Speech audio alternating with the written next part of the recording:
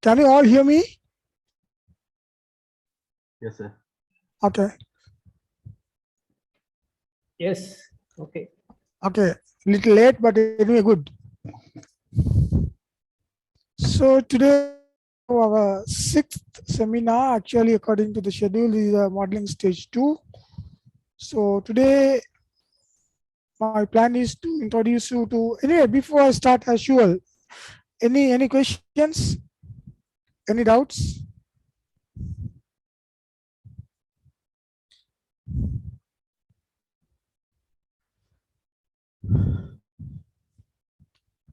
Same thing, I repeat, no questions.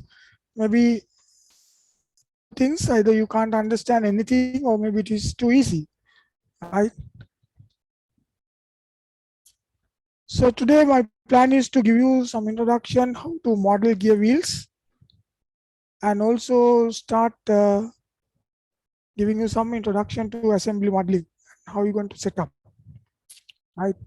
So let's start with the gear wheels, because it's one of your main tasks in this model or the project, right?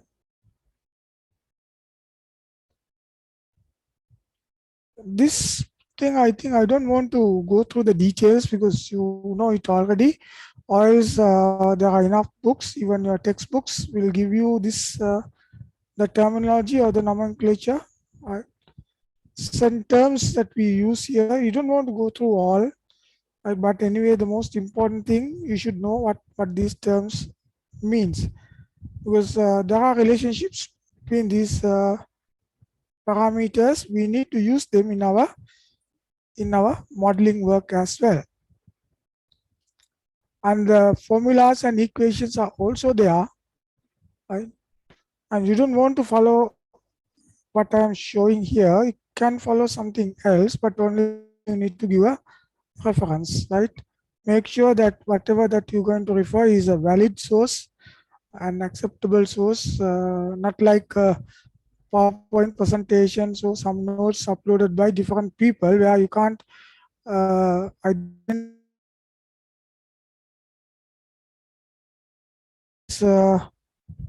just an example that I'm giving you, but the basic relationships will remain there as it is.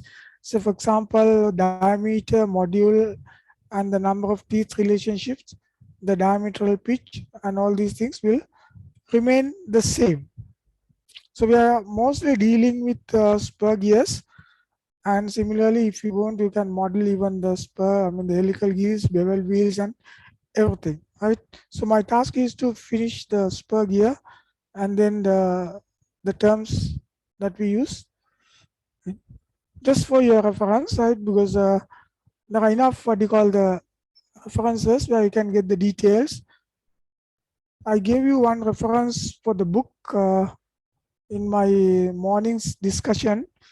So please, you can share, those who came for the morning discussion with me, you can share that information with the others as well, especially the books and other things. Right. So the gear wheels, we have what we call the involute form. It's actually only one of the forms that will be enable us to have the law of gearing. So I'm not going to discuss about the law of gearing. Then you can even check that one also, because your understanding is most important thing. Not just repeat someone else's work or instructions, follow instructions, right? So involute is the most common. Involute shape is the most common, and it's nothing but it's a part of the geometry. It's part of the geometry, right? These are some properties of the involute shape. Involute shape, just for your information, because in future if you design something, sometimes you may have to change this. In that case, you should know why you are changing, the reason, because the parameters in this gear design are large number of parameters are there, right? So this is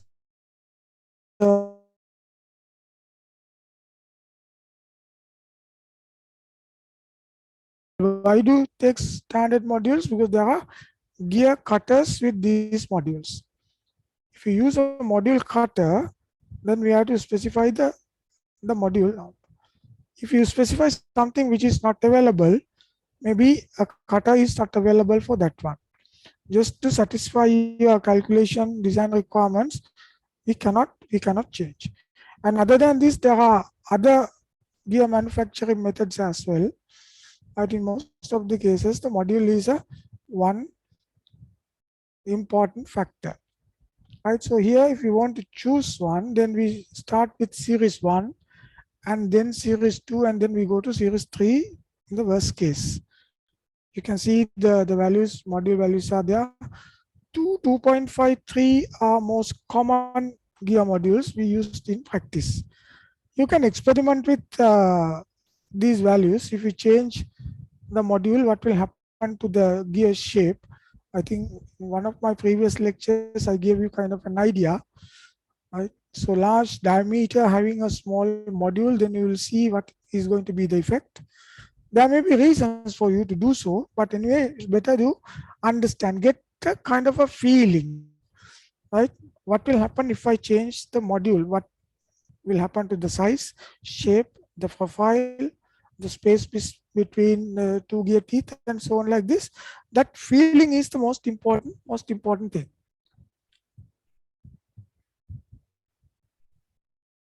And also the gear categories and their approximate efficiencies.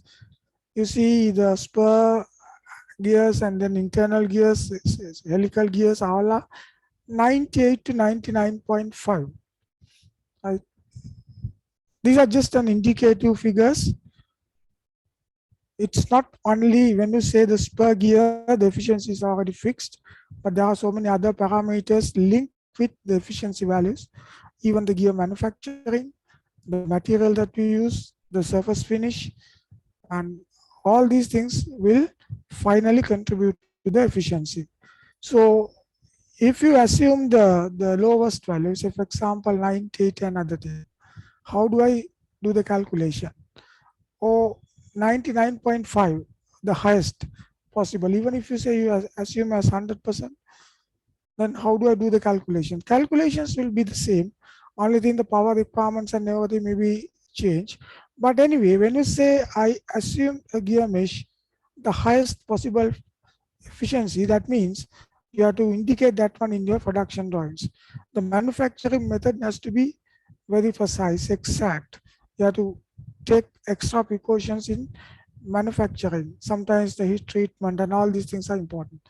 So that is what we should now understand. It's not affect the calculations. I mean, your power requirements may vary, but that's not the only thing. It even propagate to the manufacturing level. Even manufacturing, assembly, and everything will be affected by these efficiency values. And you can see the down, the worm gear screws, and sometimes it goes all the way down to 30%, and also 90%. You can see the difference, 30 to 90%.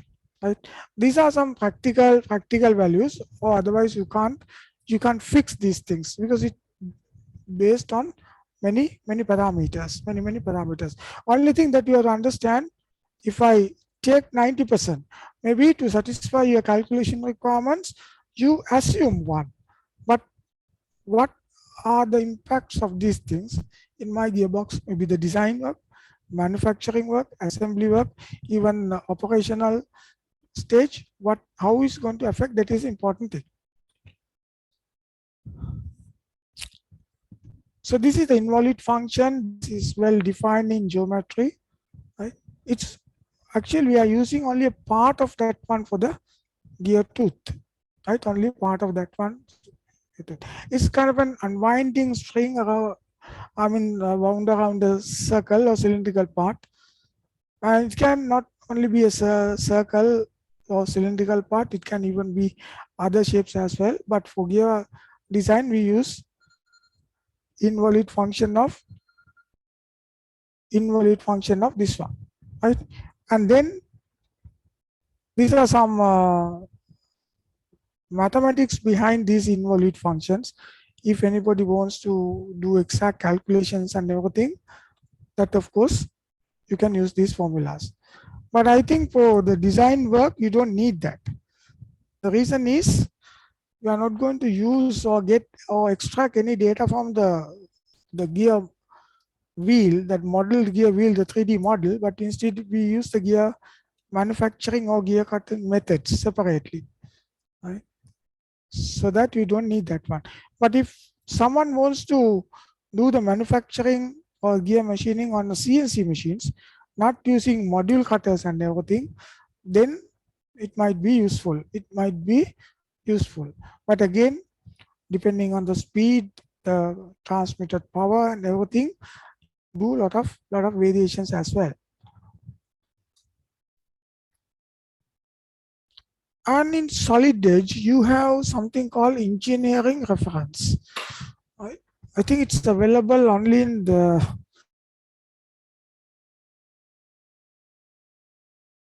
didn't check actually. I'll check and let you know exactly, but it is available in ordered modeling. Engineering reference are there, so you can make use of the facility here to design shafts, cams, spur gears. You can see bevel gears and all these things are there. So it will make your matter. I mean, you can finish a gear wheel within few seconds.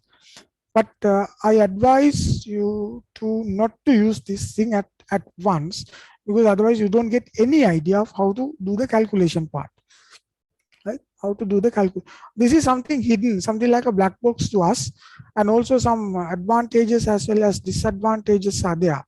Later, maybe you can use this interface to verify, right? But not at the beginning, because you need to have this, I mean, the learn how to model solid edge items from the scratch. And later, if you want, you can develop your own tool like this to maybe design a special purpose gear wheels and everything like this. Anything you can include, right? So this is what will happen if you use the gear designer. So this is the gear designer interface. You only need to fill out these parameter values, and you can see there are many parameters than for the calculations than we use for the calculations, right?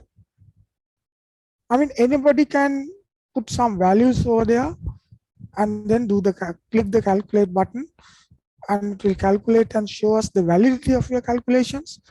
And then you can select the material. You can see at the bottom right hand corner there's a small button for the material. You can even choose some material. So the calculations will be handled internally. We don't know what is happening behind, but the results will be shown. If you go to the next step, I'll show you in Solid Edge, the next step called the calculated results. It will identify whether there is any mistake or maybe the strength is not sufficient or something like this. And if you're happy with that one, then you can click on the create button, and then the moment you click that one, it will create a part like this. This is a gear wheel, the very basic shape, right? Very basic shape. You have the profile, and then of course you will have your pathfinder. It will show you something like this.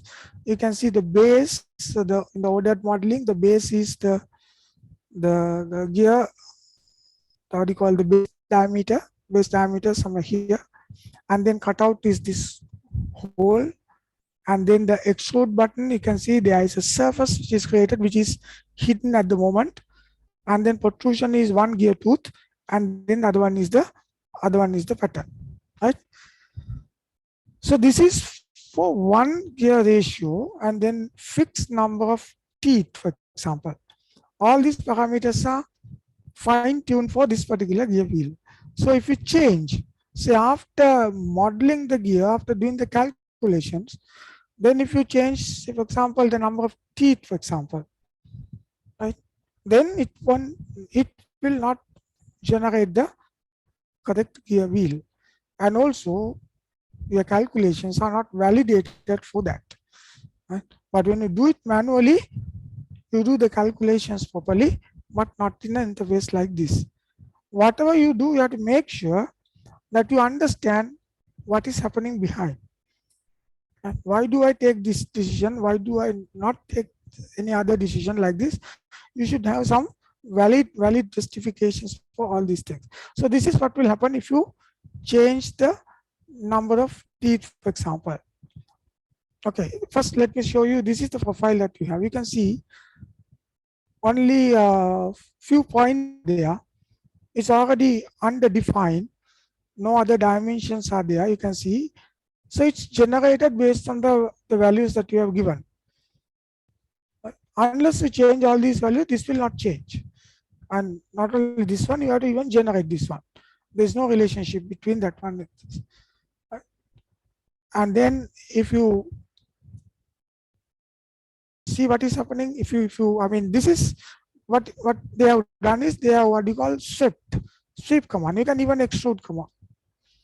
But they have said, because by changing the path of sweep, you can even create sometimes, say for example, the helical wheels, not the spur, even the helical wheels you can create. Bevel wheels, of course, you can create, right? By changing the direction of sweep. So this is what you're going to see. This is the exact generated size of the gear profile. Right? It looks perfect, nice. And if I increase the number of teeth, this is for 25 teeth gear wheel. So if I increase that one, this is what's going to happen. You see, the gear tooth size remains the same. The diameter, the wheel remains the same. You know, there's a relationship between the diameter, module, and the number of teeth. So here it's not going to check that. And this is good for like one of generation. For each and every one, you have to fill out the form and then generate the gear wheels. You see, this is what is happening there. Now, if you increase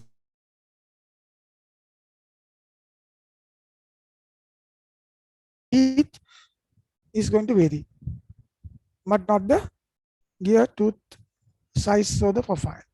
Right? So this is not acceptable. This is not acceptable. I mean, I may not be able to use this one in case of an emergency, or maybe I want to see the model update, or maybe automated to a certain level. Then I will not be able to use that one. But anyway, you should be able to manipulate all these things. So I have a different method. It's a different approach, of course, and you can find out many other different ways. So most basic and the simple case. I didn't use even the what you call the involute profile here, but if you can show what the shape, then this is a gear wheel like this, and in the production drawings you give the manufacturing parameters, the gear wheel can be manufactured. Now here you can say for 20 teeth, and then I will have it for I think 35 teeth. You can see there's a comparison. The diameter got enlarged. The gap between two teeth is automatically adjusted. Right? The gear wheel will become large. Right? So this is the method that I am proposing you, and you can see the tree is different. If you see the pathfinder, you have different elements that is compared to the previous one. So this is what I'm trying to demonstrate you, and you can experiment with this, and then you can find maybe your own way of modeling this one as well. Right? So this is what I'm going to demonstrate you. I'll just show you the content before I start the solid disk thing. There, of course, I'm going to use the relationship. So we call the variables. Right? Maybe not easy at once, but anyway, if you start practicing, you are good at mathematics, right? Writing formulas and other things, I don't think it will be a problem for you. Right? So all what you need to do is identify the requirements, and then of course I did this one with trial and error methods.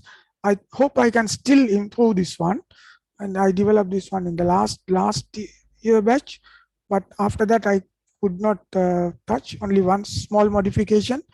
And I mean, you can keep on improving this one. right? You can keep on improving this one. Of course, I have done some approximations as well. It's not the exact profile what you get, but it is good enough to model series of gear wheels from one particular. I think I showed you a video animation of a gearbox where in that particular one, all the gear wheels I have generated using one source gear wheel. I just copy and change the number of teeth, module, and everything. That's all what I did, right? Nothing else. So it's the same thing. Right? So let's see now how we can do this one. So this is some enlarged view of that one. Maybe if you want, you can just take a capture. But anyway, I forgot to upload these notes. I will put everything on the what do you call this Moodle, the presentation slide, so that you can refer at any time. Right? But for the time being, if you want to take a snapshot of this one, you can just take it. Right? And I have given even the details of what these variables and the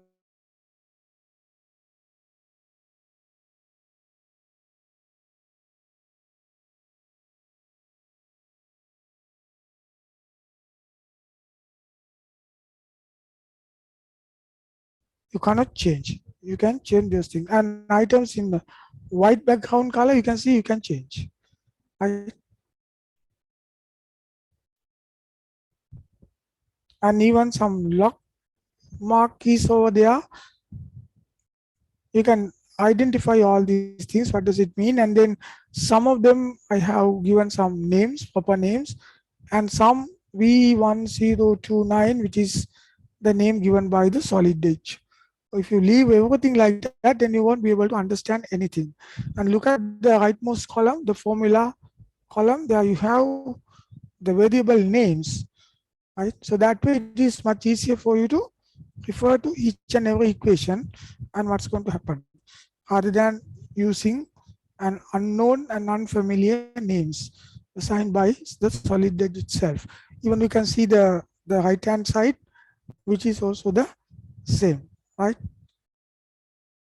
Now this is what I did. First I started with you see three circles. You can see all three circles are in the construction mode. And if you see the compared to the gear wheel behind one, you can identify where these three circles are referring at. And also the mid one is the pitch circle, right? Mid one is the pitch circle. So you have the dimensions of all these things, right? You have the dimensions of, and then this is the second part, right? This is the second part. I'll show you all these things, right? I'm just showing you this one. So this is three diameters are there, right? If I go back and then show you the interface where you have these variable names and the values, you'll be able to identify these values. You can see the pitch diameter pinion, the base diameter, and the outer diameter. You see the first three values are there. And you see how I get those things. You know, you have to define the module separately. Maybe somewhere down there is module is there. So the module value is 2.5. And then number of teeth of the pinion, right? You don't want to say the pinion exactly because I'm not generating a gear pair, right? But you can do it.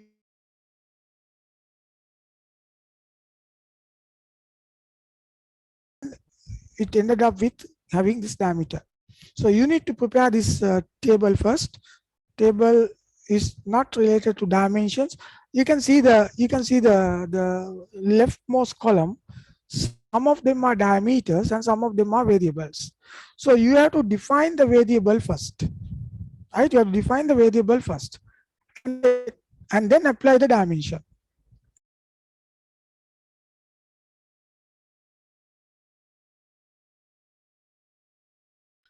And define the formula. So when you are writing the formula, you need to have the variables defined, dimensions and the variables, right? So let's do this one in practice and see. So that is where the first thing comes, right? Very simple, and one sketch and that's all, right? And after that you can start another sketch. So the same thing, 3 values are there, right? 3 values are there. And then you go into the next stage. I can generate a solid cylindrical disc-like thing by using the outer diameter reference. I don't want to define it again, but I can create a circle and then say concentric and coincide with them, so that will be enough. And then I create this profile over here. So what you see over here is an arc, right? Approximate arc. That is good enough for the time being. But in order to get the key points of the arc, radius, you can see it's in red color, means I can still change the value, whereas all of the blue color dimensions are results of the equations, not something that you can change on your own. So what I have done is, now you can see there 8.86. It's a pitch angle, 1/12 of the pitch angle. So these are the assumptions that I did. May not exact, but it will give you a kind of a model which you can update very easily. And then also pitch angle by 4. You see what is the pitch angle? Pitch angle is what? What is the pitch angle? Is it shown here? Pitch angle is maybe that one. 10.29 is the pitch angle. Right? It says 360 divided by the number of teeth. So that I used to divide a full circle based on the number of teeth. So it's going to equally share. So now one gear tooth will occupy this space. So within that, I have to maintain the profile and everything. Right? Profile and everything. You see that small part over there, I divided that one into 1/12, 1/4, and half of that one. Right? Nothing much, only very few. If you identify the key points, and then you should be able to produce this one. Right? So that is how we're going to achieve that one. Let's see now in what you call in solid edge, how you're going to do. So this is simplified version. You see, I told you that I did one correction for, you see here the number of variables and the parameters are bit high, and then I have eliminated some of them. In this one, you can say it's only very few. It's only very few, right?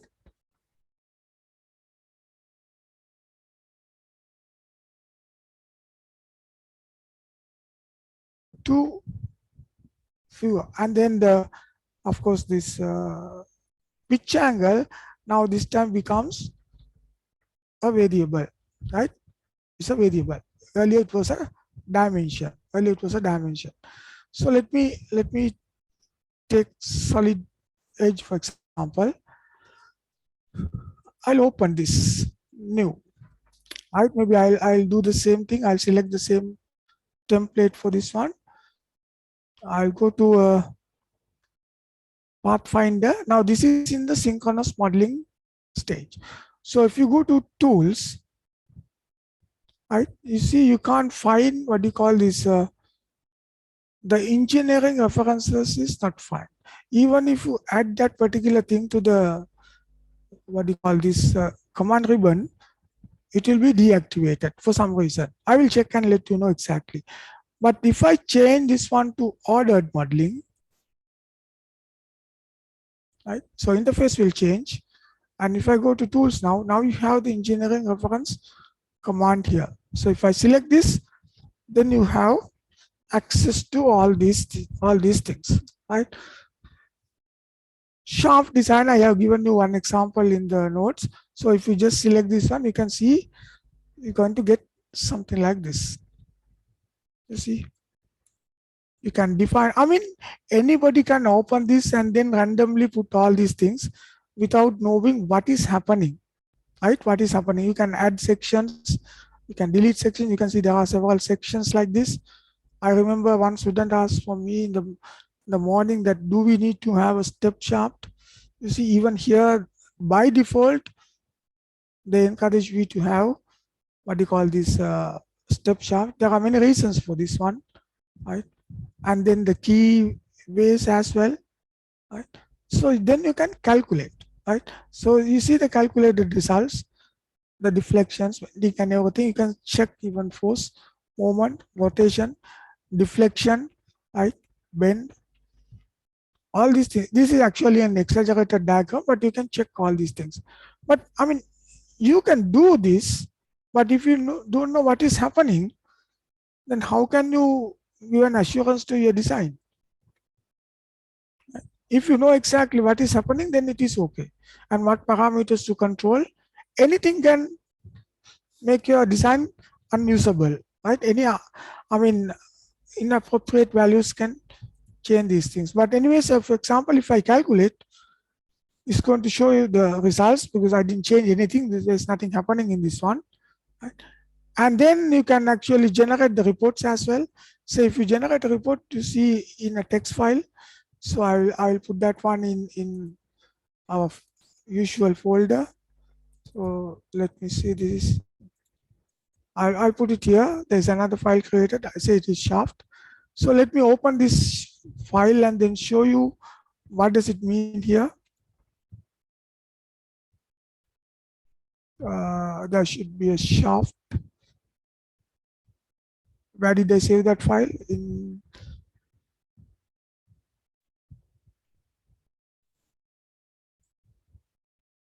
I'll see whether it's again 2020y and then the shaft. Maybe I'll try to open this one from here.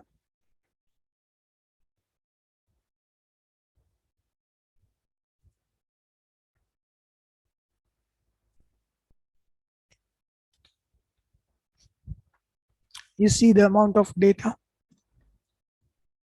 right? Amount of data. So after doing your calculation, somewhere in your report, we should have most of this data. Maybe some of them are not required because it's coupled with the model as well, right? But this information are necessary, right?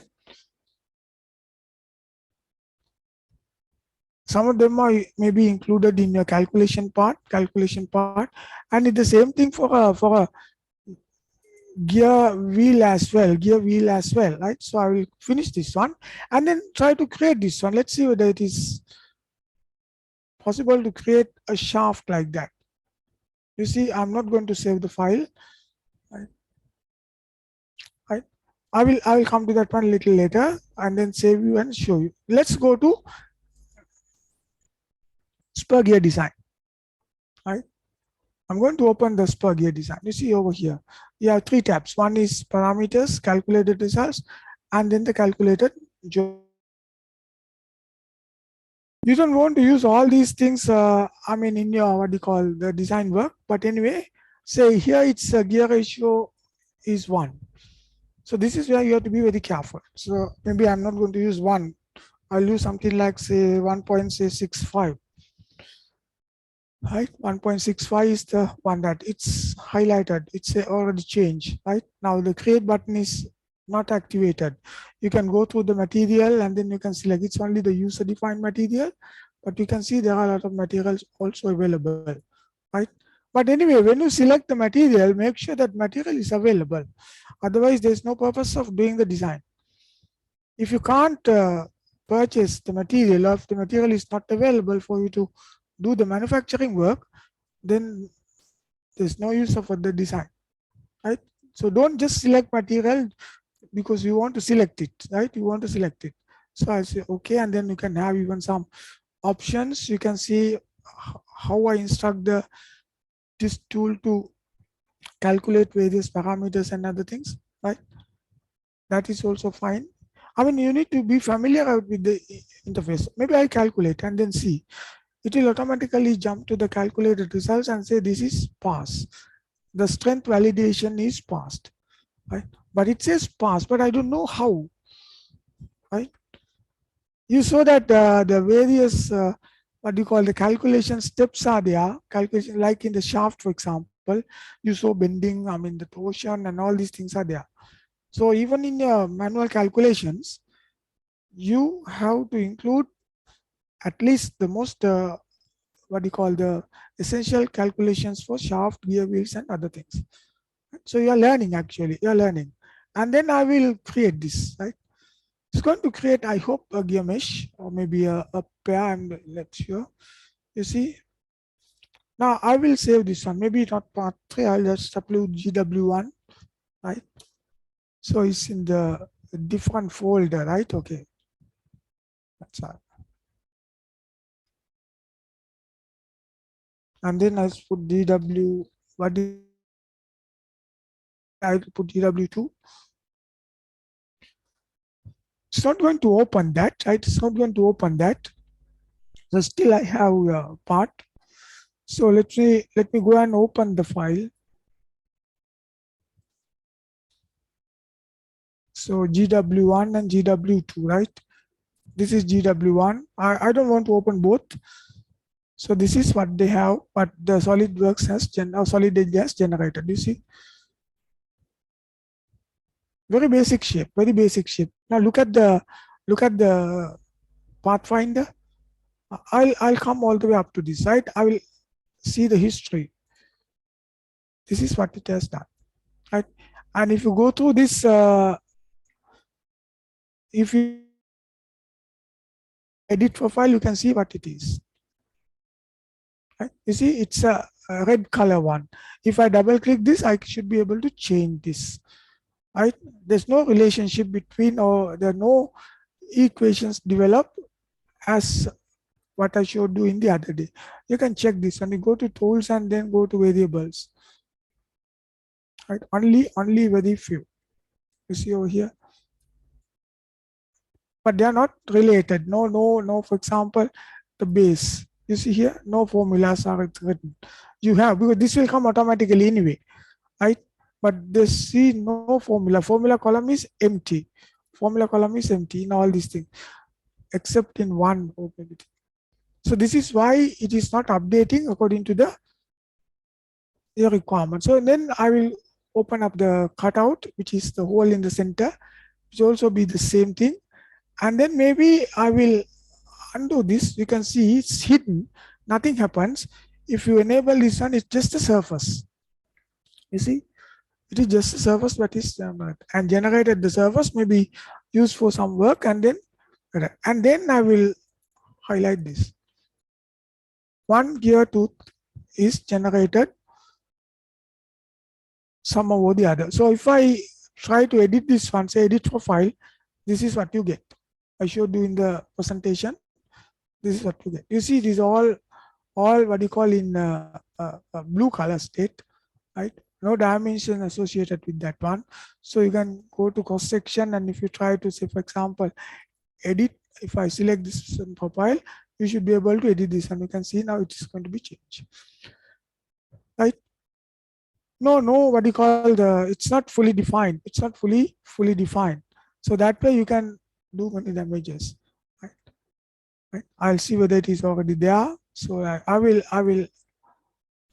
update it. You see what has happened? Because I change only the front end. Maybe let's say it can happen even accidentally. It can happen even accidentally, right? I'll undo the whole thing, I think. I hope now it should be okay. So I will go to, let's hope it is okay. Now, you see, I have undone this, but anyway, if I go to even to the beginning, I don't know whether it is possible. You see now? Can you see? You see, even it is not updated the pattern also.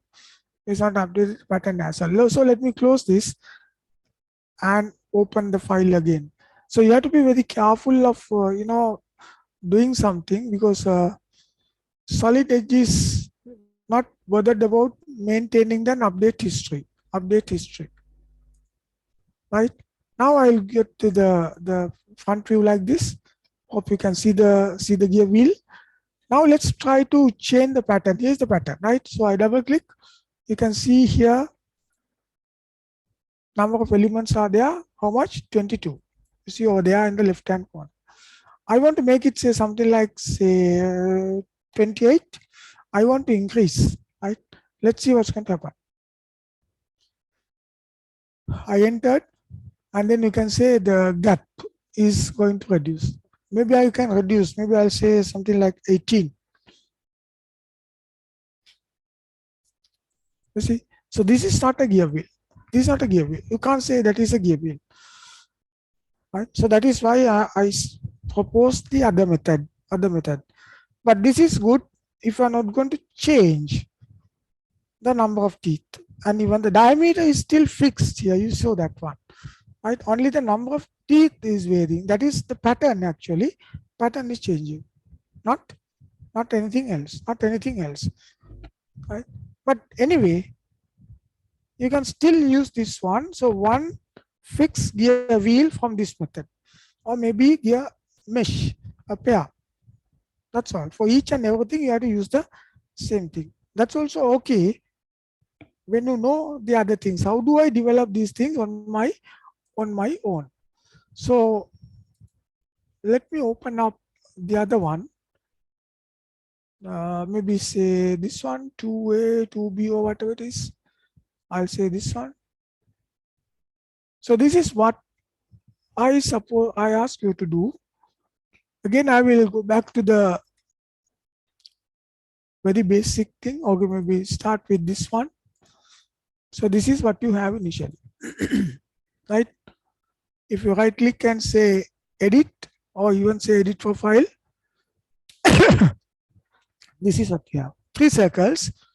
Of course, all are in the construction mode.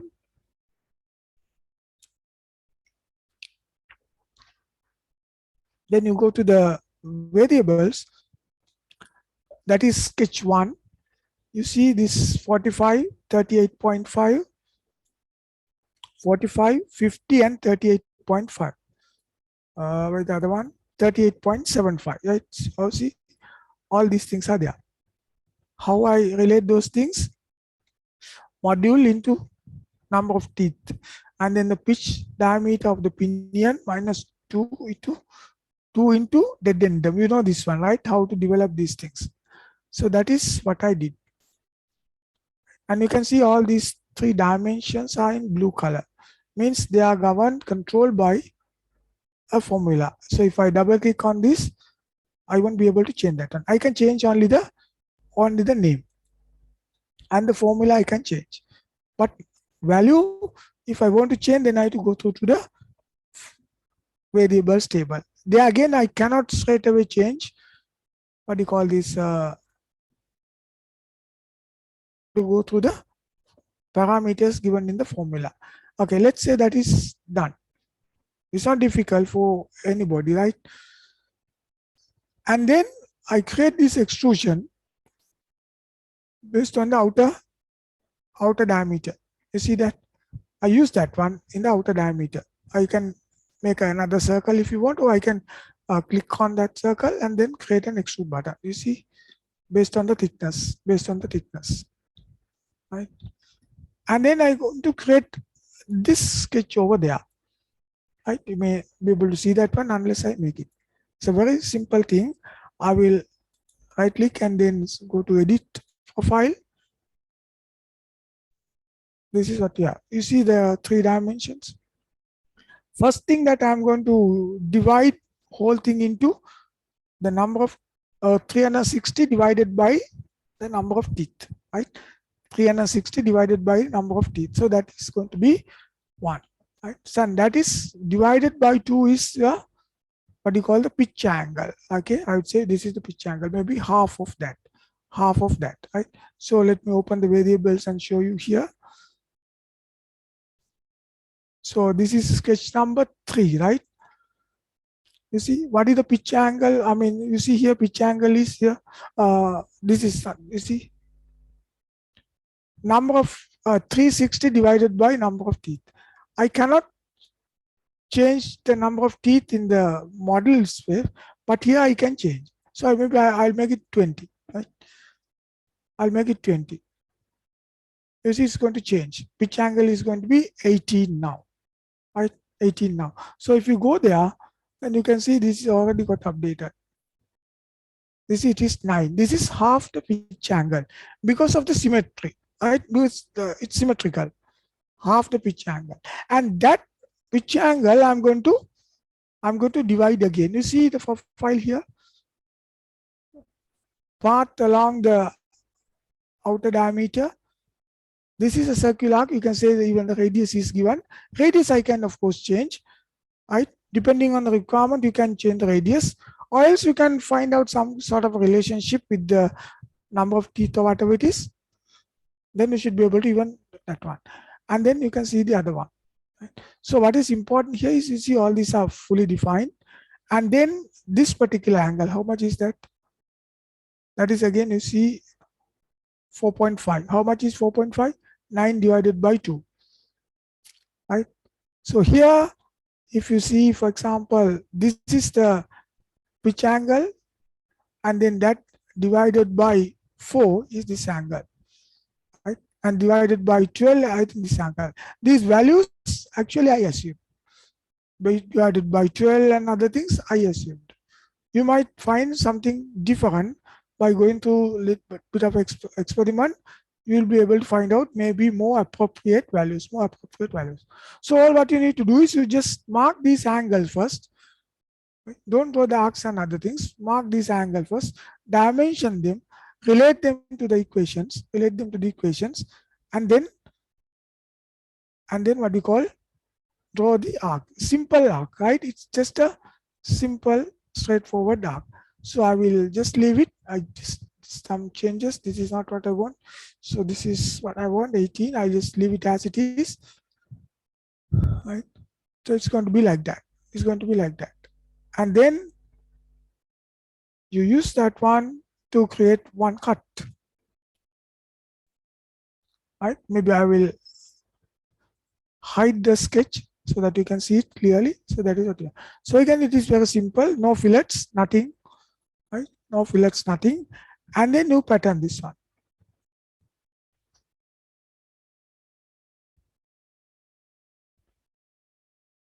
Something, maybe I don't know whether I deleted that one. It should appear in all these things. Pattern, you see there's a problem here. Can you see over here? There's a problem. So definition, maybe I don't know. Okay, it's there. I can't remember whether I changed this one. Be careful, right? So when you change the variables, tools and then variables,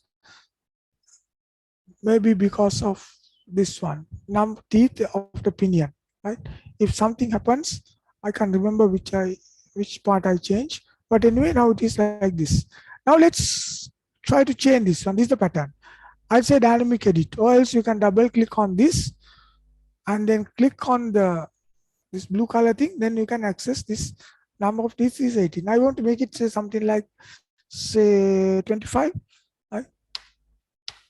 You can hear me hitting the enter key, but not changing. Why? Because you cannot change a value which is controlled by a formula. Right? So all what you have to do is you have to go to tools, variables, and then here you can change the number of teeth. For example, I want to make it 25. Right? Let's see. I'm going to make it 25. Just click somewhere here. It will increase the diameter. It will increase the diameter, but remain the gap and the gear tooth profile acceptable. Right? So if you can have this, copy this one or save this one as say gear wheel 1, gear wheel 2, gear wheel 3. All what you need to do is change the number of teeth and the other parameters based on your calculations. So for example, width of the gear wheel you calculated, and the pitch diameter you calculated. Number of teeth, of course, you have it already. Right? So if you update this one, you have your second gear wheel, third gear wheel, and so on. So you can generate any number of gear wheels within few minutes, actually, within few minutes.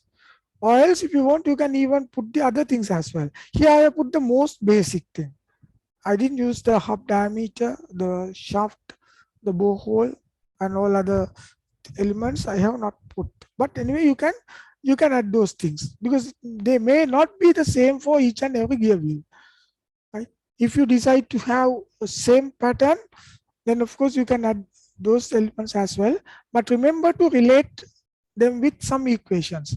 So for example, when the diameter reduces, so if there's a cut almost close to this one, if you reduce the diameter beyond that one, then it failed. So when you change that one, make sure that others will also change. These additional things we usually what you call put in order to reduce the weight. For example, here you have one gear wheel with all these modifications you can see here. Right? Those things you can add later. Whatever the cosmetic